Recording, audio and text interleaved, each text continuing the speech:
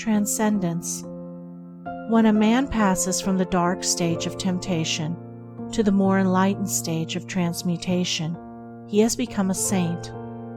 A saint is one who perceives the need for self-purification, who understands the way of self-purification, and who has entered that way and is engaged in perfecting himself.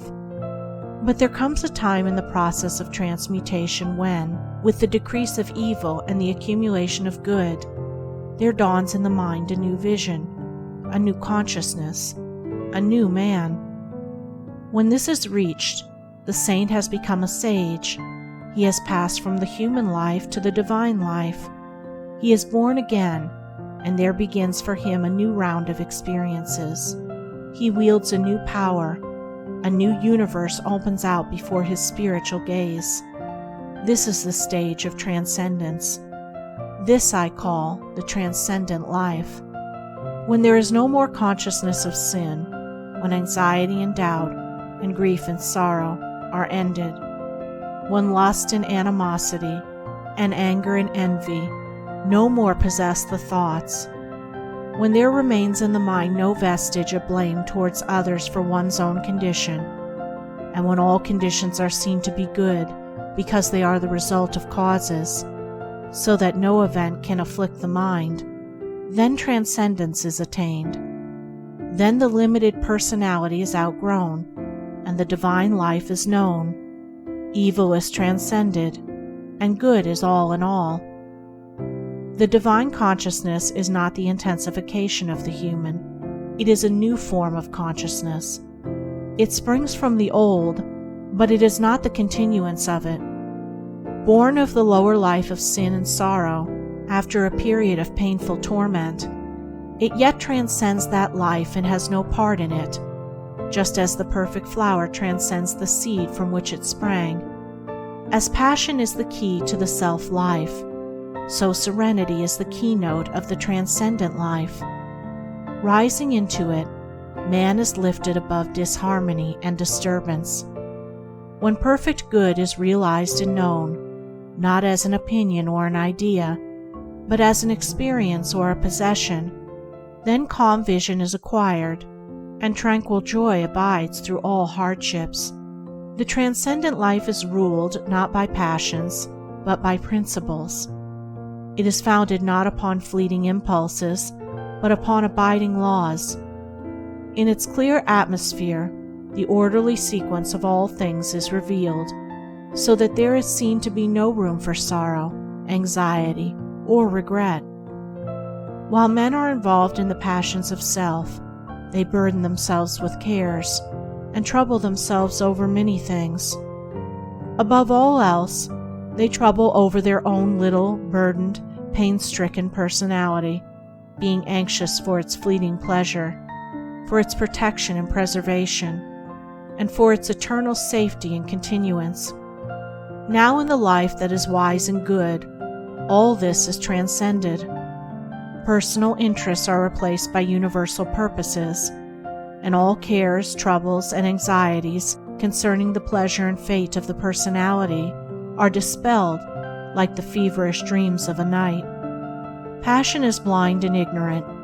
It sees and knows only of its own gratification. Self recognizes no law. Its object is to get and to enjoy. The getting is a graduated scale varying from sensual greed through many subtle vanities up to the desire for a personal heaven or personal immortality, but it is self still. It is the old sensual craving coming out in a more subtle and deceptive form. It is longing for some personal delight, along with its accompanying fear that delight should be lost forever. In the transcendent state, desire and dread are ended, and the thirst for gain and fear of loss are things that are no more. Where the universal order is seen, and where perennial joy in that good is a normal condition, what is there left to desire? What remains to be feared? He who has brought his entire nature into conformity and harmony with the law of righteousness, and who has made his thoughts pure and his deeds blameless, has entered liberty. He has transcended darkness and morality, and has passed into light and immortality. For the transcendent state is at first a higher order of morality, then a new form of perception, and at last a comprehensive understanding of the universal moral causation. And this morality, this vision, and this understanding constitute the new consciousness, the divine life. The transcendent man is he who is above and beyond the dominion of self. He has transcended evil and lives in the practice and knowledge of good. He is like a man who, having long looked upon the world with darkened eyes, is now restored to sight and sees things as they are. Evil is an experience and not a power. If it were an independent power in the universe, it could not be transcended by any being. But though not as real as a power, it is real as a condition and an experience, for all experience is of the nature of reality. It is a state of ignorance, of undevelopment, and as such it recedes and disappears before the light of knowledge, as the intellectual ignorance of a child vanishes before gradually accumulating learning, or as darkness dissolves before the rising light. The painful experience of evil passes away as the new experiences of good enter into and possess the field of consciousness. And what are the new experiences of good? They are many and beautiful, such as the joyful knowledge of the freedom from sin.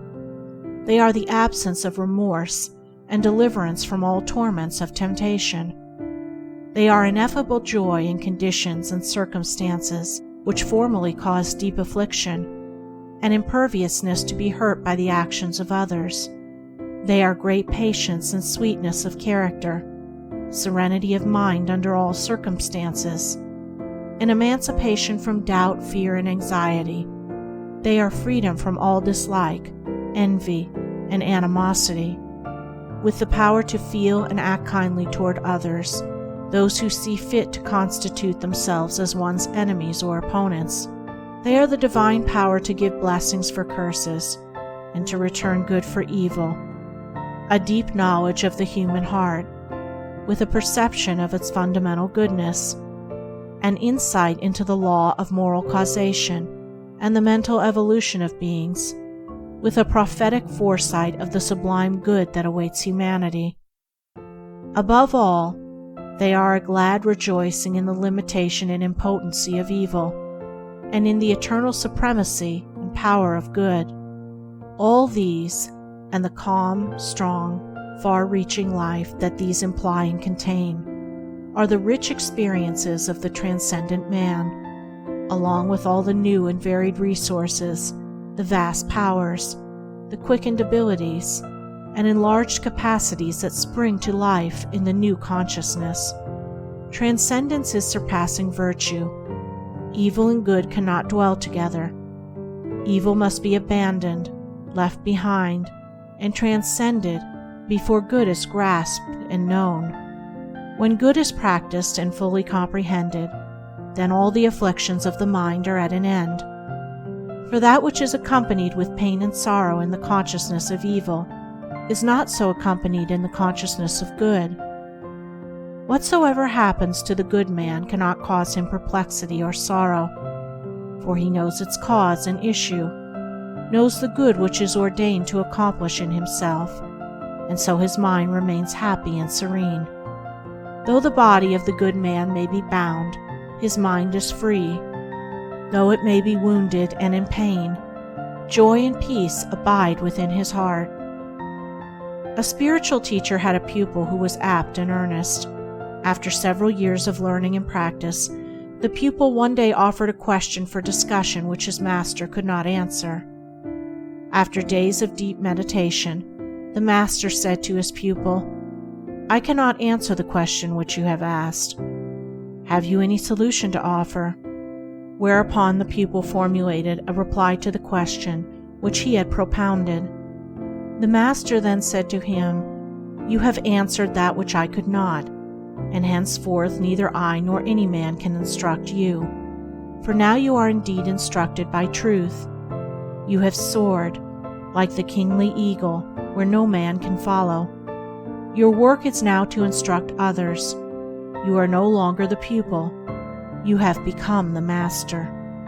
In looking back on the self-life which he had transcended, the divinely enlightened man sees all the afflictions of that life as though his schoolmasters were teaching and leading him upward. And in the measure that he penetrated their meaning and lifted himself above them, they departed from him. Their mission to teach him having ended, they left him the triumphant master of the field. For the lower cannot teach the higher, ignorance cannot instruct wisdom, evil cannot enlighten good, nor can the pupil set lessons for the master. That which is transcended cannot reach up to that which transcends. Evil can only teach in its own sphere, where it is regarded as master. In the sphere of good, it has no place and no authority. The strong traveler on the highway of truth knows no such thing as resignation to evil. He only knows obedience to good. He who submits to evil, saying, "Sin cannot be overcome, and evil must be borne," thereby acknowledges that evil is his master. It is not his master to instruct him, but to bind and oppress him. The lover of good cannot be a lover of evil, nor can he, for one moment, admit its ascendancy. He elevates and glorifies good, not evil. He loves light, not darkness. When a man makes truth his master, he abandons error. As he transcends error, he becomes more like his master, until at last he becomes one with truth, teaching it as a master, by his actions, and reflecting it in his life. Transcendence is not an abnormal condition. It belongs to the orderly process of evolution. Though as yet few have reached it, all will come into it in the course of the ages. And he who ascends into it sins no more, sorrows no more, and is no more troubled. Good are his thoughts, good are his actions, and good is the tranquil tenor of his way. He has conquered self, and has submitted to truth. He has mastered evil, and has comprehended good. Henceforth, neither men nor books can instruct him, for he is instructed by the Supreme Good, the Spirit of Truth.